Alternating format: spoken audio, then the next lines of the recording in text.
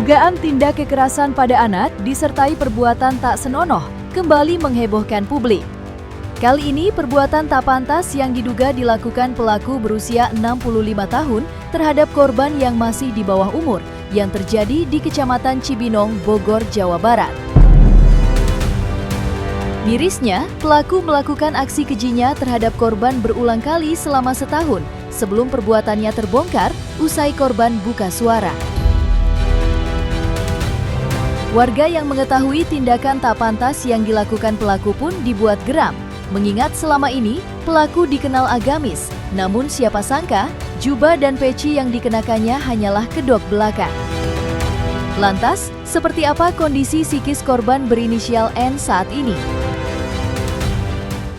Dia baru belajar baca tulis, baru masuk SD kelas 1. Tapi oleh yang mana berarti istrinya kakek itu adalah nenek-nenek gitu kan, menganggap anak sekecil ini adalah pelapor. Di mana jalan ceritanya? Maka dari situlah Reben Strategic Law Firm, tim kami yang mana membuka bantuan hukum gratis dan konsultasi hukum gratis sangat tergugah dengan adanya kejadian ini. Dan kami juga nggak mau lagi ada korban-korban lainnya. Dan setelah kami cek ya Pak Obor, ternyata di sana ada 2 kasus lagi yang belum ditangani dan sudah sekali. Cuma di dalam kesempatan ini kami juga ingin berterima kasih karena setelah Mama Naira berkonsultasi atau memberikan kuasanya kepada kami untuk menangani kasus Naira tersebut, kami berkoordinasi dengan penyidik unit PPA dalam hal ini yang dipimpin oleh Bapak Kanit Sutaryo, kemudian Bapak Kanit dengan gercepnya, dengan tegasnya langsung melakukan pemanggilan, langsung melakukan BAP, langsung olah TKP dan lain sebagainya. Dan di kesempatan ini juga kami ingin berterima kasih kepada Kasat Reskrim Polres Metro Depok, yaitu AKBP Made Gede Oka, yang telah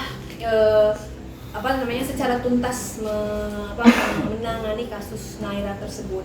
Juga tidak lupa kepada Bapak Kapolda Metro Jaya Komjen Pol Asep Edi Suheri SIK MSI yang telah mengatensi perkara tersebut, juga kepada Bapak Kapolri Negara Republik Indonesia kita saat ini, yaitu Bapak Jenderal Polisi Dr. Andes Listio Sigit Prabowo MSI. Karena di bawah kepemimpinan beliaulah Polri saat ini profesional, tegak lurus, dan selalu mengedepankan hak-hak dari hak hukumnya masyarakat Indonesia.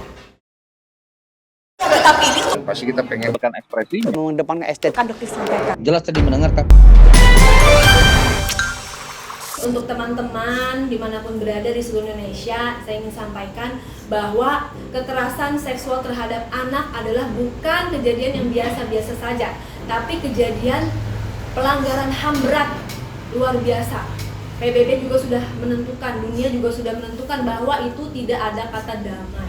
Karena kekerasan seksualnya saja sudah melanggar HAM, apalagi terjadi pada anak di usia 7,5 tahun.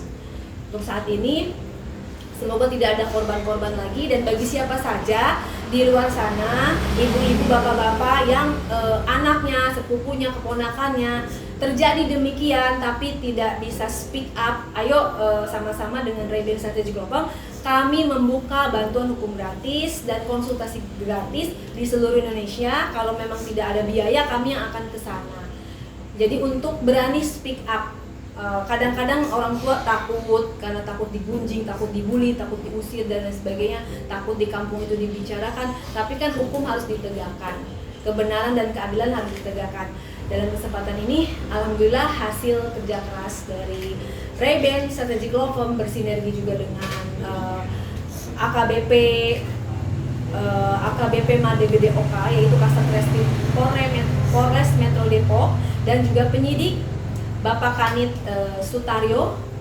Kita sudah berhasil menyelesaikan satu kasus yang akhirnya sudah dilakukan penangkapan terhadap terduga pelaku, walaupun pada awalnya pelaku menghindar, kemudian berbelit-belit, tidak mengakui, tapi akhirnya sudah bisa ditangani dengan baik. Itu kurang lebih dari saya. Mungkin ada sepatah dua patah kata dari Mama Naira sebagai ada satu hal lagi yang mau saya sampaikan. Kenapa saya mau berkoordinasi dengan Komnas Anak dengan Bapak Agustinus Sirait SE itu karena kekerasan seksual terhadap anak itu bukan hanya sampai si pelakunya tertangkap saja, tetapi ada dampak psikologis yang terjadi yang mungkin akan berdampak seumur hidup bagi seorang korban. Karena dia terjadinya masih sangat kecil sekali. Jadi sampai sekarang Naira itu, mohon maaf, disclaimer tanpa menyudutkan atribut orang yang suka beribadah ya.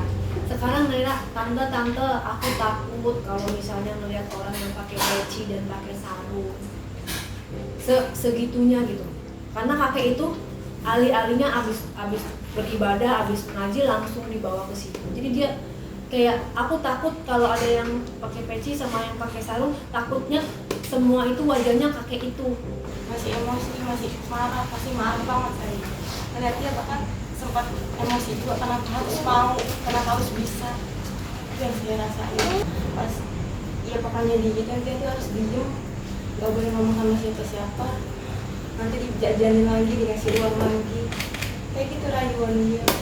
Sampai dia nggak mau ngomong, sampai saya harus maksa banget baru dia mau ngomong. Bahkan aku pun janjinya harus pindah kalau dia udah ngaku, dia maunya pindah, nggak mau lagi tinggal di situ. Tapi takutnya dia sama si kakek itu. Pelaku kekerasan dugaan tindak pidana disertai perbuatan tak patut yang kini berusia 65 tahun berhasil diamankan usai aksi terbongkar. Dan saat ini kasusnya tengah ditangani Polres Depok. Artis sekaligus praktisi hukum, Ray Utami, yang kini membuka layanan konsultasi hukum gratis bagi kelas bawah, bergerak cepat usai menerima kuasa dari keluarga korban.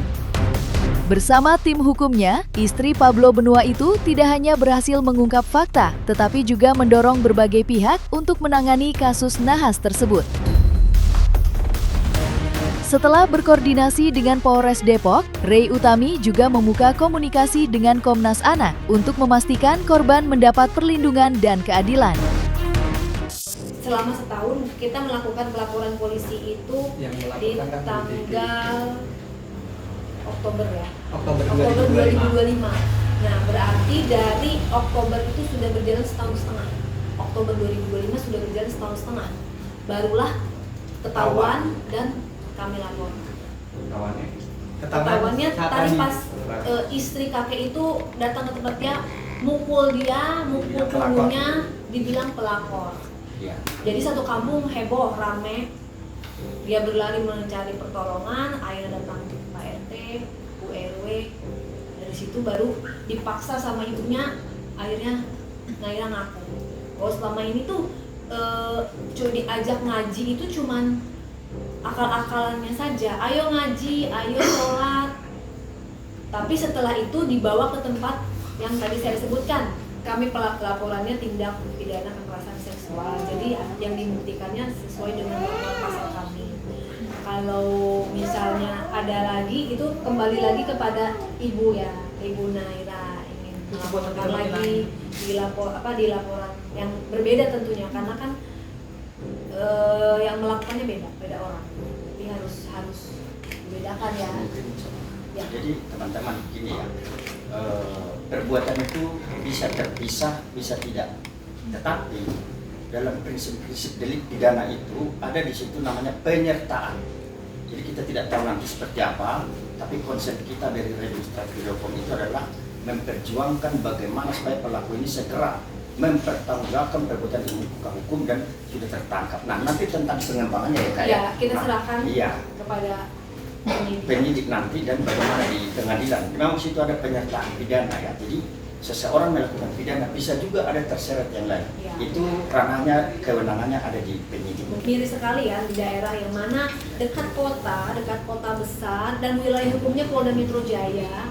Yang mana bukan dusun seperti jauh dari mana-mana, ada di depan mata kita, tetangga kita sendiri, bahkan sudah terjadi bertahun-tahun. Kok bisa tetangganya juga merasa, oh hanya karena dia sering ke masjid, hanya karena dia sering ke pengajian, mengajak Naira ke masjid dan mengajak Naira ke pengajian, dianggaplah tokoh masyarakat.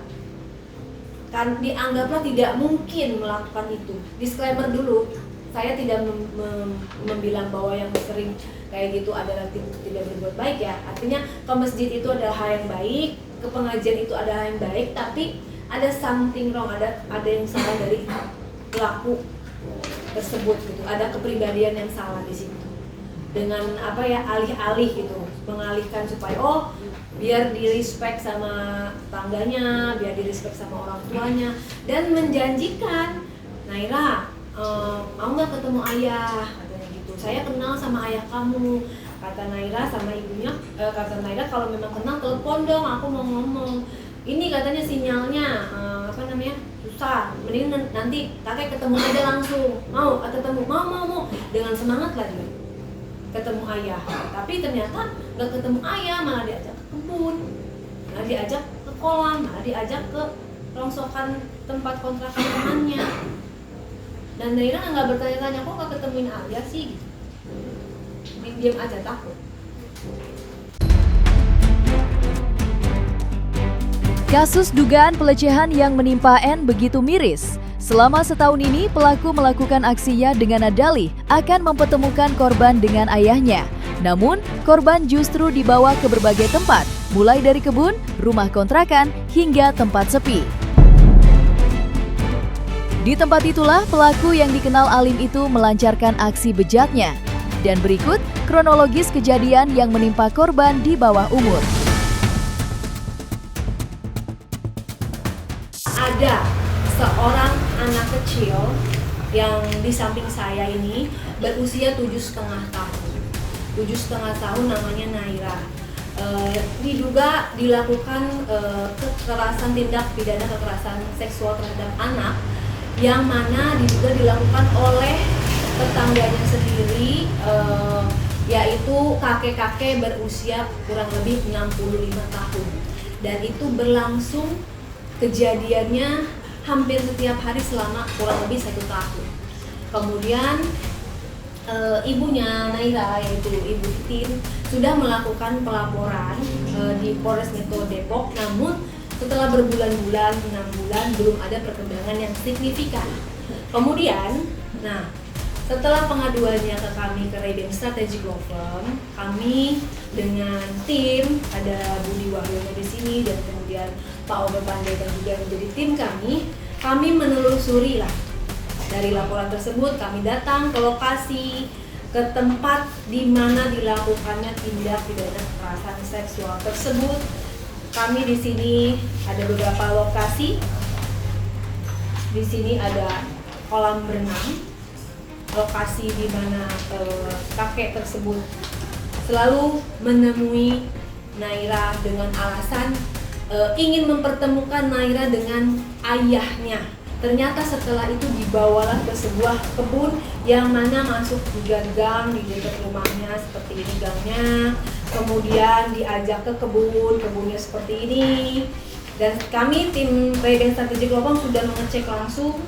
Ada juga di YouTube kami, Unlock dan Rayben Entertainment. Kami sudah lokasinya, kami sudah datangi, kemudian kami sudah mewawancarai juga RT, RW, kemudian juga tetangga. Dan setelah itu kami sudah juga berkoordinasi dengan Komnas Anak yang diketuai oleh Bapak Agustinus Sirait.